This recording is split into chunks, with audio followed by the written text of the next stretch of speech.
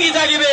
তো আজকে আমার দাদা হুজুরের মুরিদদের কাছে বার্তা হলো এটা, আজকে আপনি বড় দুঃখ লাগে ভাই, পুরোপুরা মুরিদেরা জলসা শোনে, আমাদের লোক যেখানে 500টা বসে থাকে ওদের লোক একটা বসে থাকে।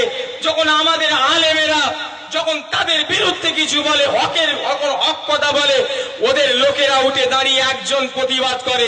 কিন্তু আমার যে 500 ওদের জলসা যেখানে হয় আমাদের লোক 500টা বসে থাকে, ওদের লোক হয়তো 50টা বসে থাকে। ওরা যখন আমাদের বিরুদ্ধে কথা বলে তখন আমি দেখেছি দাদা হুজুরের মুরিদেরা চুপ করে থাকে।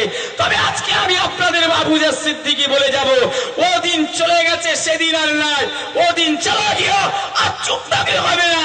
যে পীরের আওলাদের বিরুদ্ধে কথা বলবে, যে মুজাদ্দিদের জামানের আওলাদের বিরুদ্ধে কথা বলবে, ও মুফতি হোক, ও মাওলানা হোক, ও নিমাই চাঁদের পুতা হোক, মুখে জুতোর বাড়ি মারবেন কারা রাজি আছেন?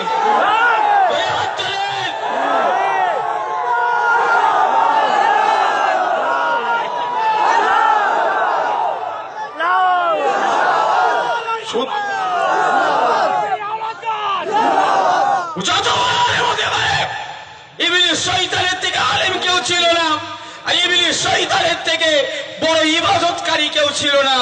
আজকে মুখে দাড়ি রাখলে শুধু আলেম হওয়া যায় না, আজকে পাগলের মতো বলা চালু করে দিয়েছে। আল্লাহ এলেম কালাম ওদের তুলে নিয়েছে। এই আটলিয়া গ্রামে, এই আবলা আটলিয়ার এখানে লোক আছেন নাকি?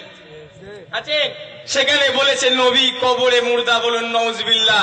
এই আহমক আলেম, এই নিমাই চাঁদের পুতা, এই শামসুর রহমানের বেটা, এই হারামজাদা আব্দুল কাইয়ুম শুনে লেখে দে, নবী আমার কবরে চেন্দা ছিল, আছে, কিয়ামত পর্যন্ত থাকবে।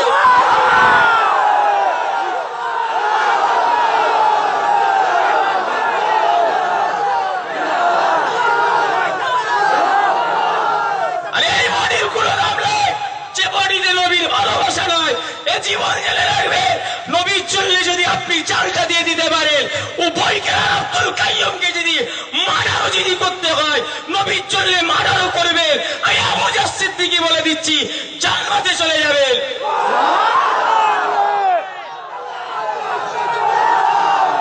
নবীর যে দুশমন, সে পীরের আওলাদ হোক আর আলেম হোক, তাকে ধরে সাইজ করে দেবেন। কথা ঠিক না বলবো?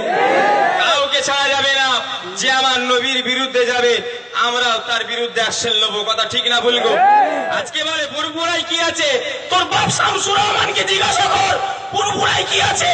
তুই যখন তোর মায়ের পেটে ছিলিস তোর বাপ পুরপুরাই